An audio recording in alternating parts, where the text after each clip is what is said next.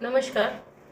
आज जानेंगे central public sector enterprises यानी सीपीएसई ईटीएफ में इन्वेस्ट करना अच्छा है या आईसीआईसीआई प्रूडेंशियल भारत 22 ईटीएफ में। ये दो ईटीएफ हमारे एनएसई और बीएसई दोनों में ट्रेड किए जाते हैं। ईटीएफ का मतलब हो गया एक्सचेंज ट्रेडेड फंड। इसकी जानकारी आपको मेरे पिछले वीडियोस में मिल जाएगी। सीपीएसई ईटीएफ में इन्वेस्ट करना अच्छा है या भारत 22 ईटीएफ में। सीपीएसई का फुल फॉर्म हो गया सेंट्रल पब्लिक सेक्टर एंटरप्राइजेस, जो कि निप्पॉन म्यूचुअल फंड हाउस द्वारा मैनेज की जाती है। इसका लॉन्च किया गया, सीपीएसई ईटीएफ को लॉन्च किया गया था मार्च 28, 2014 में, बट ये एनएसई और बीएसई में लिस्टेड हुई थी अप्रैल 4, 2014। सीपीएसई ईटीएफ को मैनेज करती है, जैसा कि मैंने पहले बताया, निप्पॉन म्यूचुअल फंड हाउस द्वारा, और इसके मैनेजर जितेंद्र तोलानी है। भारत 22 ईटीएफ को समझने से पहले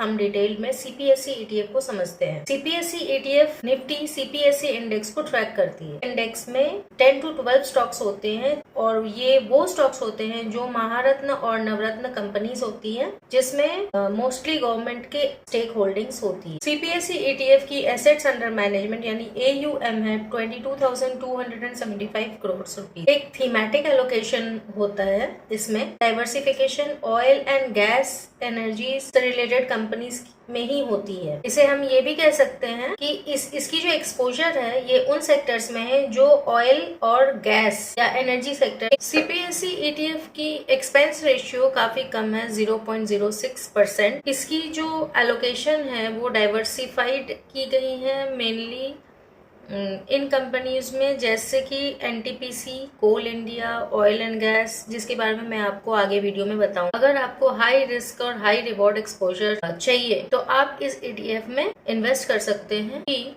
ये एक सिक्लिकल थीमेटिक ईटीएफ है। इसकी प्राइसेस ग्लोबल क्रूड प्राइसेस और पॉलिसी शिफ्ट्स के ऊपर डिपेंडेंट है। एक और बात, सीपीएसई ईटीएफ में जो मोस्टली एलोकेशंस है, मतलब वो 70% से ज्यादा ऑयल और एनर्जी में इसकी एलोकेशन है, ऑयल एंड एनर्जी कंपनीज। अब जानेंगे सीपीएसई ईटीएफ में होल्डिंग किन किन कंपनीज में की है। जो मैं कंपनीज के बारे में आपको आगे बताऊंगी, ये सारी कंपनी गवर्नमेंट ओन कंपनीज है, यानी कि गवर्नमेंट की इसमें हिस्सेदारी है। National thermal power corporation NTPC, Bharat electronics limited BEL, power grid corporation of India limited, power grid India limited, oil and natural gas corporation limited ONGC, coal India limited, oil India, national hydro electric power corporation NHPC, Cochin shipyard, NLC India limited, Neyveli lignite corporation India limited, NBCC India limited, national buildings construction corporation, Satluj Jal Vidyut Nigam SJVN। ये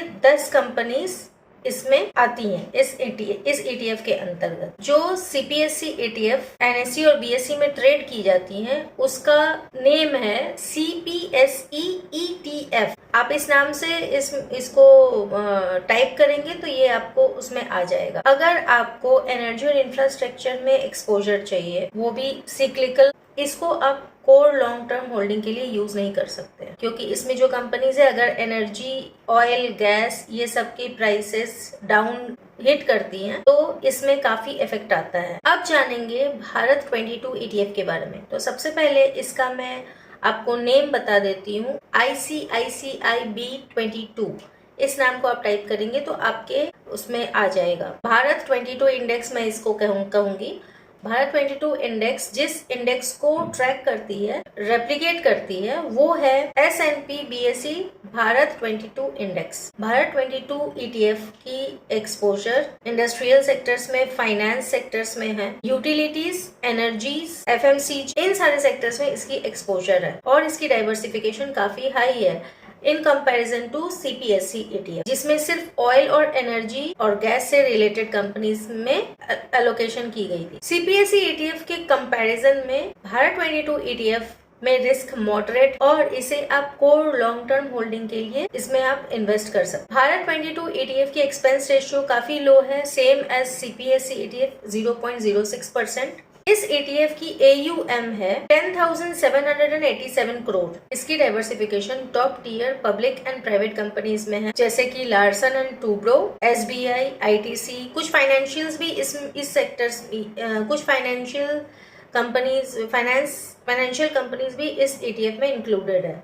इसीलिए इसका जो allocation है वो काफी diversified है in comparison to CPSE ETF। इसमें finance भी है, FMCG के भी कुछ स्टॉक्स हैं जैसे कि ITC, फाइनेंस के हैं जैसे SBI, बैंक ऑफ बड़ौदा, ये सारे इसमें इंक्लूडेड। एक्सिस बैंक भी है, जिसके बारे में मैं आपको अभी आगे बताऊंगी कि कौन कौन सी कंपनीज इस भारत 22 ETF में इंक्लूडेड। अगर आपको बहुत ज्यादा रिस्क नहीं लेना है तो ये ETF अच्छा है in comparison to CPSE ETF, क्योंकि इसमें हमें गवर्नमेंट कंपनीज में भी एक्सपोजर मिलती है, कोर सेक्टर कंपनीज में भी एक्सपोजर मिल जाती है, जिससे कि हमें सिंगल सेक्टर्स के एक्सपोजर से बचाव हो। ये लॉन्ग टर्म होल्डिंग के लिए बहुत ही अच्छा एक ETF साबित हो सकता है। भारत 22 ETF को लॉन्च किया गया था नवंबर 15 2017, नवंबर 15 2017 को, बट इसे NSE और BSE नवंबर 24 2017, यानी CPSE ETF लॉन्च हुआ था 2014 में और इसे लॉन्च किया गया है 2017। इसे ICICI prudential mutual fund house manage करती है और इसके मैनेजर हैं निशित पटेल, अजय कुमार सोलंकी, अश्विनी भारूचा, वीनस आहूजा। आप ये भी कह सकते हैं कि इसकी जो सेक्टर एलोकेशन है वो मल्टी कैप है, क्योंकि इसमें काफी डाइवर्सिफाइड पोर्टफोलियो आपको मिल जाता है। इस ETF की डाइवर्सिफिकेशन PSUs में है, प्राइवेट बैंक्स में है थ्रू SUUTI, जो कि formerly UTI unit trust of India के द्वारा की जाती थी। SUUTI को दोबारा रिक्रिएट किया गया था इन द ईयर 2003 भारत सरकार के द्वारा, और इसमें FMCG की भी कंपनीज भी शामिल है, जैसा कि मैंने आपको पहले वीडियोस में बताया। अब जान लेते हैं कि इसमें कौन कौन सी कंपनीज है। तो भारत 22 ETF में जो होल्डिंग कंपनीज है वो है ITC, Larsen and Toubro, L&T, NTPC, SBI, Power Grid, Axis Bank Limited, ONGC Oil and natural Gas Limited, Coal India limited, National Aluminium Company Limited Nalco, Bharat electronics limited BEL, Bharat Petroleum Corporation Limited BPCL, Indian Oil Corporation Limited, GAIL India Limited, Gas Authority of India limited, National hydro electric power Corporation, Power Finance Corporation Limited, Bank of Baroda, REC Limited, Rural Electrification Limited, Indian Bank है, NLC India limited, Neyveli lignite corporation, SJVN Satluj Jal Vidyut Nigam limited, NBCC limited, national buildings constructions corporation, engineers India limited. तो ये सारी companies Bharat 22 ETF में include है। जैसा कि आप companies का नाम जानकर समझ ही पा रहे होंगे कि इसमें PSUs भी है, FMCG की भी कुछ कंपनीज है, फाइनेंस रिलेटेड भी कुछ कंपनीज है, फाइनेंशियल्स के भी हैं। तो इसमें एक आपको डाइवर्सिफाइड पोर्टफोलियो मिलता है। आज डेट है 22 मई 2026 और आज का CPSE ETF का रेट चल रहा है 103.81, 103 रुपए 81 पैसे। वहीं भारत 22 ETF का रेट चल रहा है 120 रुपए 40 पैसे,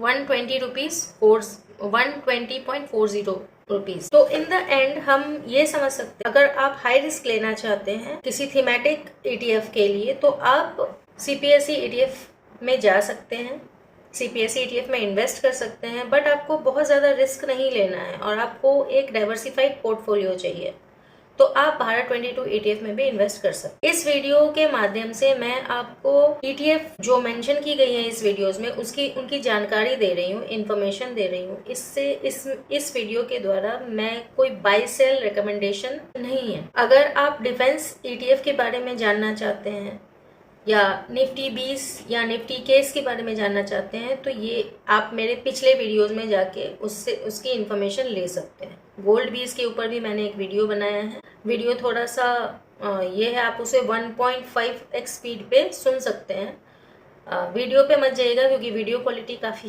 ख़राब है उसमें, बट आपको उसमें कुछ इन्फॉर्मेशन मिलेगी, कुछ वैल्यू आपको मिलेगी ज़रूर से। आई होप आपको मेरी दी हुई जानकारी पसंद आई होगी।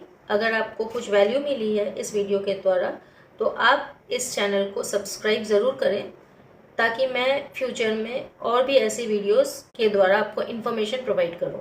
Thank you.